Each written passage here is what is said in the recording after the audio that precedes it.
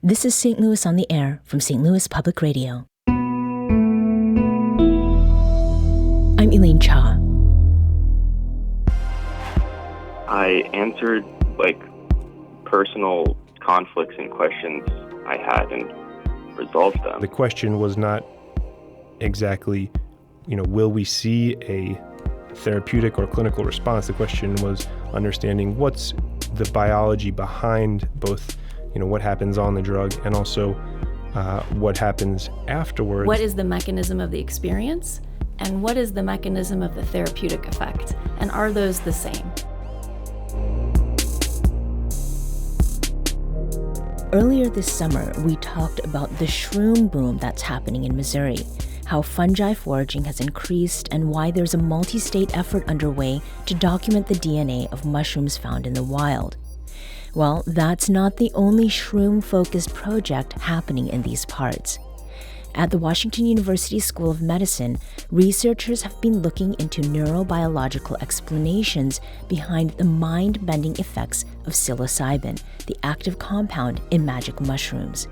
And today, the British journal Nature published a study about that research, findings that could accelerate the development of drugs that treat mental illness. Joining me in studio to talk about that are two authors of the study. Dr. Joshua Siegel, instructor in psychiatry at Washington University School of Medicine. Hello. Hello, thank you for having us. And we also have Dr. Ginger Nicol, associate professor of psychology and of psychiatry and researcher in the Healthy Mind Lab at Washington University School of Medicine. Hello to you too. Hello, it's nice to be here. Yes, and congratulations to you on publishing your research today. Thank you. So both of you were on the show back in 2022, but for those who didn't hear it then or aren't familiar with this subject, let's start with some basics. Dr. Siegel, what is psilocybin and how does it work in the brain? Well, this has to be basics, right? Okay, so the first one I guess is easy. Psilocybin, you already said, is the active ingredient in magic mushrooms. It's a psychedelic, so that's the same class of drugs as LSD, ayahuasca, peyote, and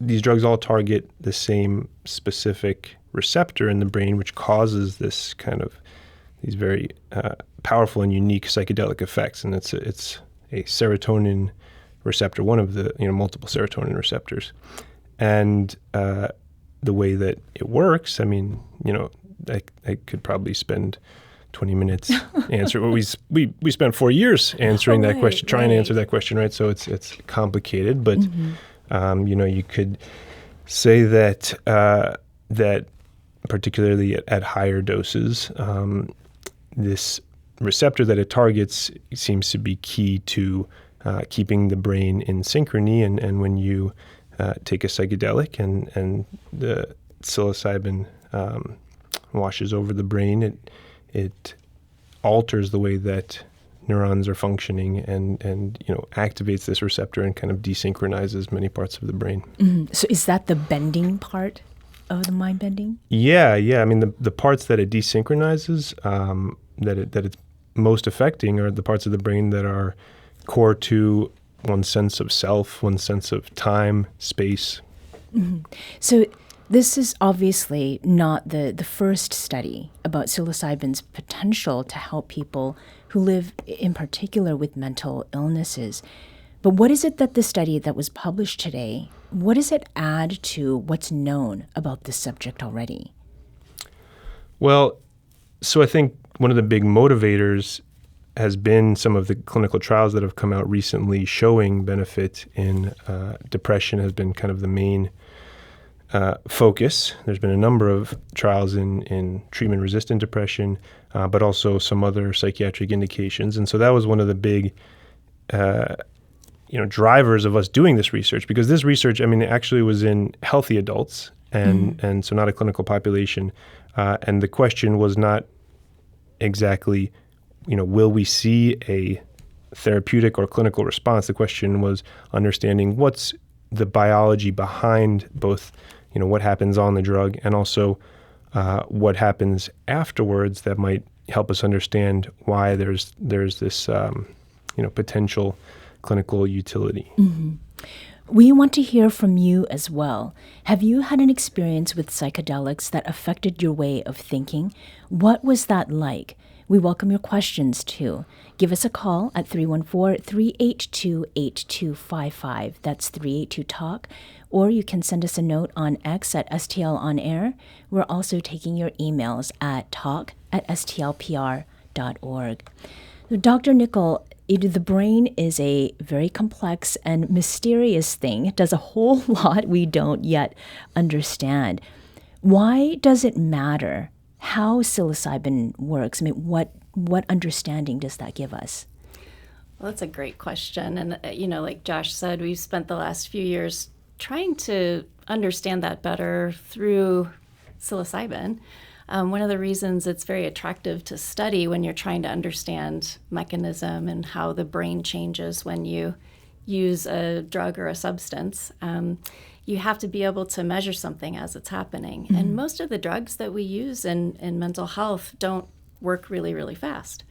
And they don't typically cause such profound changes in people's experience of the world so rapidly. And so because that change that people experience is so proximal to taking a dose, it offers an opportunity for us to actually measure, not exactly in real time, but pretty close to real time, what is happening in the brain? What are the changes that go along with this sort of transformational, mystical, mind-bending experience that people describe? And we were able to actually track that in this study. And so one of the things that we had to figure out was putting people in a scanner while they were on psilocybin, on a high dose of psilocybin. And so we were able to tackle that and got a lot of really excellent data to try and understand this process, which I think will help us understand not just processes that happen in normal humans, but how do drugs work and where can we start to engineer new drugs and different treatments and combination therapies of a drug and a behavioral intervention, say, and personalize it to your brain and what your brain needs. Mm-hmm. So let's talk a little bit about the clinical trial itself, just to sort of get a picture of what that was like. So you and your team administered psilocybin to 7 participants. How is it that you prepared them for what was going to, happen with them and in them and maybe to them as well? Well, this was definitely a team effort, and we all learned from each other, but there's quite a bit of information just out in the public domain about how people are prepared in research studies. So as Josh mentioned, there had already been quite a bit of data and publications sort of describing that process for people with mental health conditions. Since this was a healthy group of people, we didn't really do a lot of psychotherapy or try to dig to solve a problem or find a problem to solve, but rather we sort of prepared people for the experience by, number one, seeking out people who were healthy and had an understanding of what a psychedelic experience was. So had either had an experience or just, were well-versed in understanding that so that they wouldn't be surprised. Their first psychedelic experience wouldn't hopefully not be in the scanner with us, right? And so that was part of it. But then preparing people to get something out of the experience, to prepare them for what we think, is really important therapeutically, which is that sense of mystical connection to something bigger and meaningful. And so we sort of walked them through how to think about how to prepare, in the days leading up to the dosing session. What are things that are important to you? What are your values? Are there challenges that you're facing? Are there questions that you are trying to answer about your future? So kind of coaching people to think about those sorts of things and then to use the session on the drug to sort of process that. And then we gave them some time to process after that session. But in a normal psychotherapy study, you might have 7 to 10 to 14 hours of therapy to process, to prepare, and then to integrate what you learn in your drug session. And we did not do that much. We just sort of helped talk people through what to expect and how to use the session constructively. I don't know. Josh can probably fill in some details, but. No, I think that was a perfect description. We did use, so we worked with this company Usona, which is actually running large-scale clinical trials of psilocybin, and so they provided us with not only with the drug that we used, but also with their protocol. And the goal was to use their protocol, but as Dr. Nicol mentioned, it was a abbreviated version because their protocol was designed for individuals with serious mental illness. Mm-hmm. Dr. Nicol, can you describe the setting in which this all was happening, just to provide sort of a visual picture for those who are listening to us now? Yes, so this is actually a quite an important part of the whole process, the set and the setting. So the set, I tend to think of it more like, what's your internal mindset? How do you enter the experience? What are you thinking about? How are you feeling? But the setting is the context around you. And so anybody who's had a recreational experience with a psychedelic will usually say that what they were doing and who they were with was actually pretty influential to the experience that they had, whether it was good or bad or transformational or terrifying.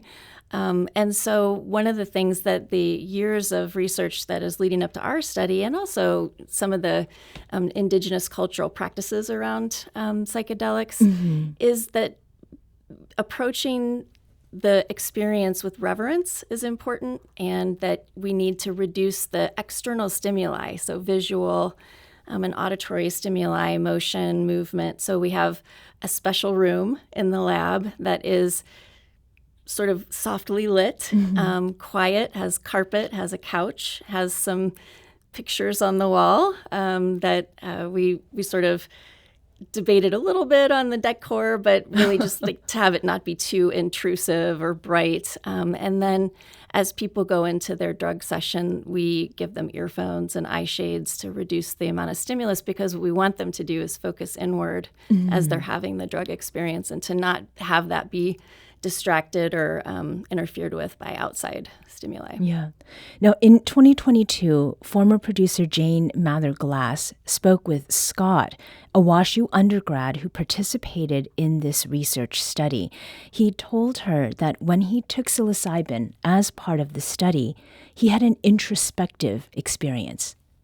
I've never experienced this before in psychedelics, but I did feel like a very real sense of oneness with the world and like the universe.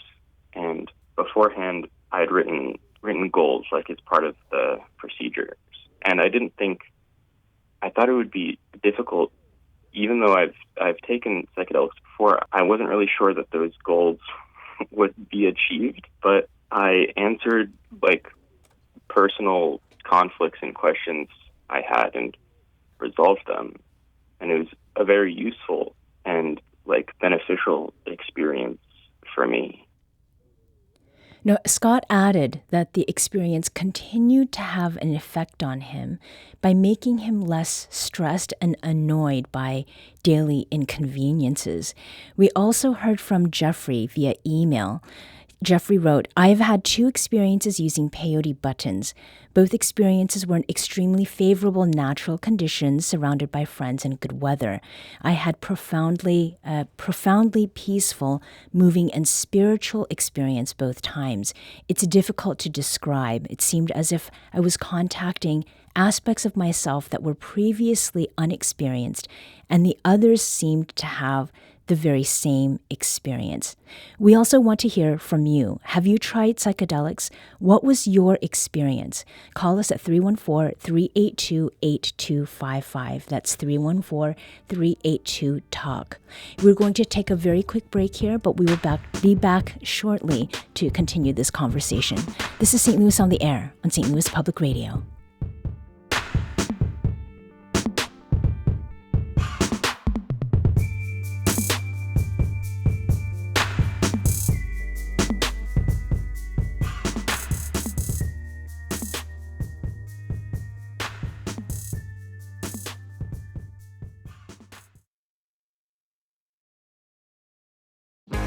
If you have a smart speaker, you have access to the entire world of NPR and St. Louis Public Radio.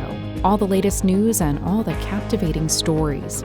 Activate our voices with yours by telling your smart speaker to play St. Louis Public Radio. Welcome back. Before the break, we heard from Scott, who's been through these trials at Washington University, and that email that we got from Jeffrey.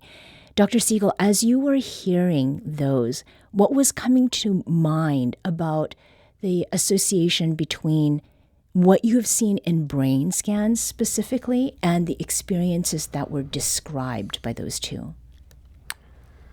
Well, yeah, I mean, the thing that comes to mind is that, you know, what we know about psilocybin used in therapeutic settings, one is that, and this was already kind of mentioned a little bit, is that context and kind of set and setting can be hugely important. Mm-hmm. And that was one of the things that was really interesting from our study was we had, you know, Ginger described this beautiful and peaceful room where individuals took the dose.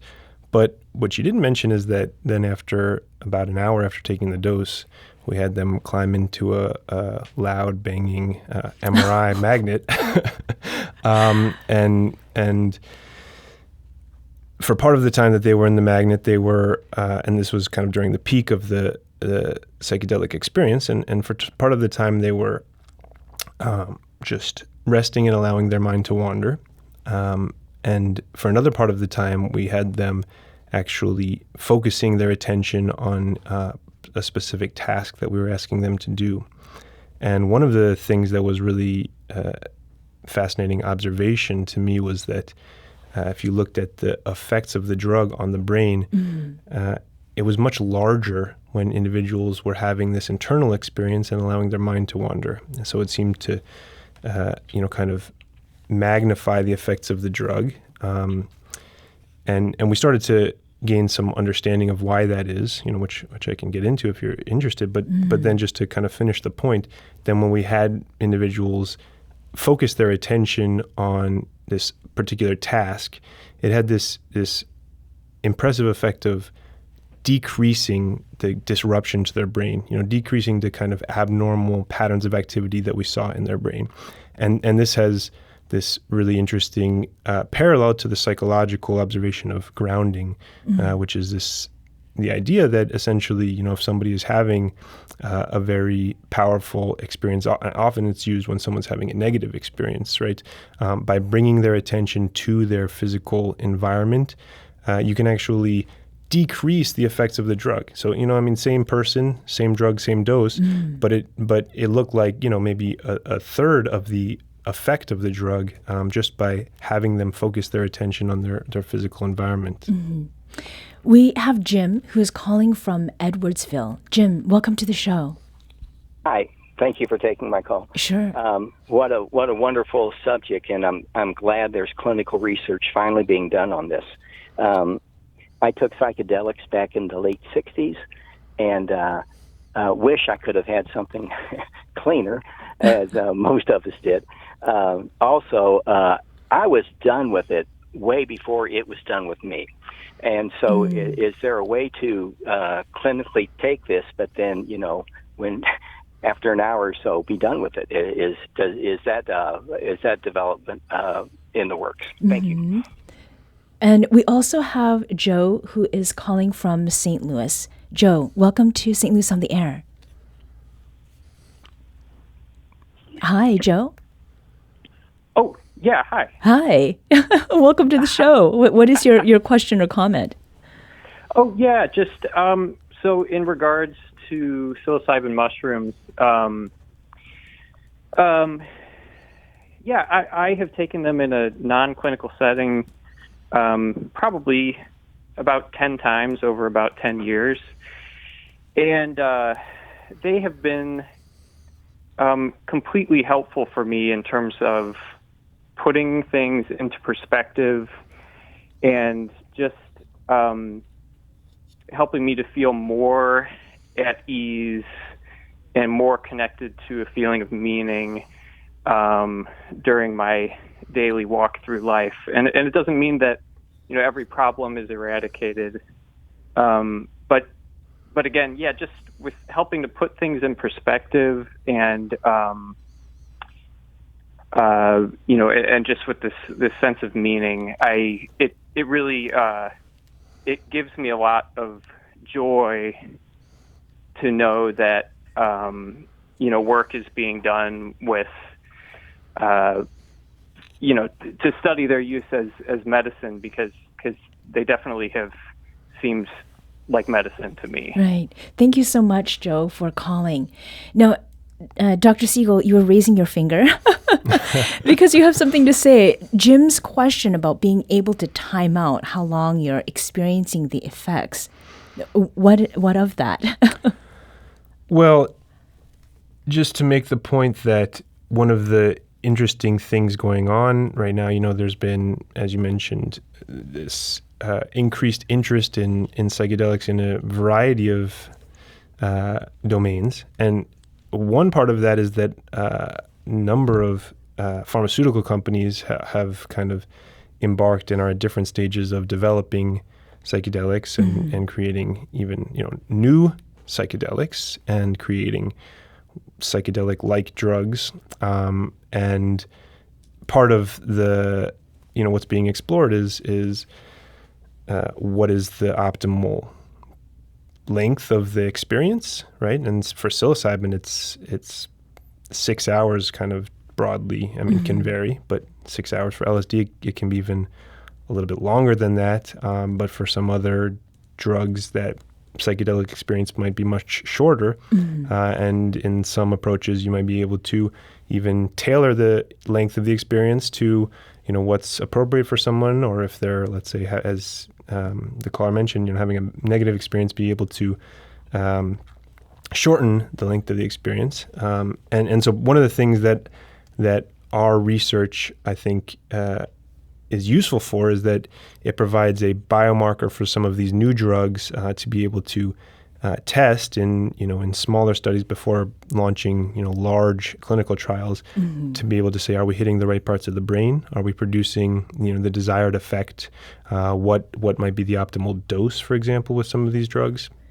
And speaking of dose, Dr. Nicol, Joe had said that he has tried psychedelics now, close to a dozen times over the years. And one of the things that you've emphasized is that people should not interpret this study as a reason to self-medicate with psilocybin. But, people are doing this already. Have you had a chance to talk with folks who are finding some kind of relief with psilocybin, maybe people like Joe? And what is it that they're reporting to you that aligns with the findings in the research that was published today?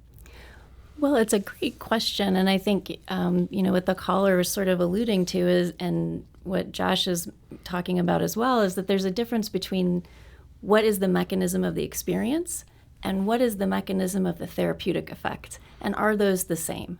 And so I think that this paradigm that we used to really understand what's happening in the brain while someone is on psilocybin starts to help us answer that question, because we can see, and then we can correlate it back with an experience that we can measure a little bit more carefully. And it also gives a richness to the qualitative experience that we don't have in other treatments. So when you say, I saw demons laughing at me, or I felt the light of God, we can actually, in some cases, walk back into where in the scan those things happen. Right. But we don't yet know if that's important for the therapeutic benefit, if that makes sense. And so there are investigators out there who are actively studying this right now, looking at the effects of psychedelics while you're under general anesthesia. So you're asleep, you don't have the experience, but do you still get the therapeutic effect? And so the second caller is really describing kind of like the experience is what felt important. It's what's meaningful. And so that's why psychedelics are a little bit difficult to study in some respects, because the therapy, the process, the way you make sense of it does seem to be important. It's important for everything in mental health, really, if we're being honest, right? There's not really any any type of mental health condition that doesn't benefit from processing and thinking about the experience and what you can learn from it. Yeah. But in this case, we still have a lot to learn. We don't have a way of really separating those things, but I think this study begins to open that door for us. Well, we certainly have more to talk about in the future. I hope to take this up again. Dr. Ginger Nicol is an associate professor of psychiatry and researcher in the Healthy Mind Lab at the Washington University School of Medicine, and Dr. Joshua Siegel is an instructor in psychiatry at Washington University School of Medicine. Thank you both for joining us today. Thanks for Thank you for having us.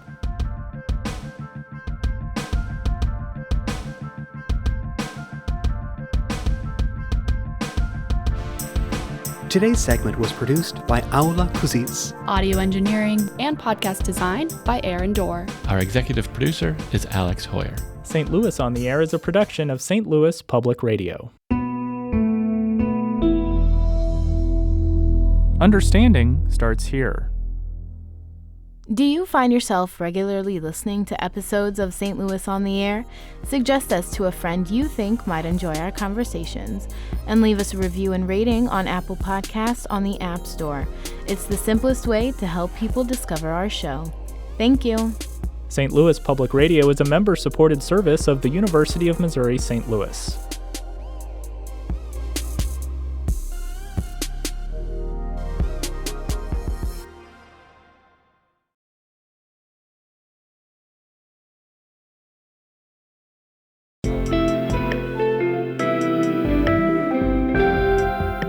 The Gateway brings you the day's news each weekday from around the St. Louis region and the state capitals in Jefferson City. Our schools are accredited.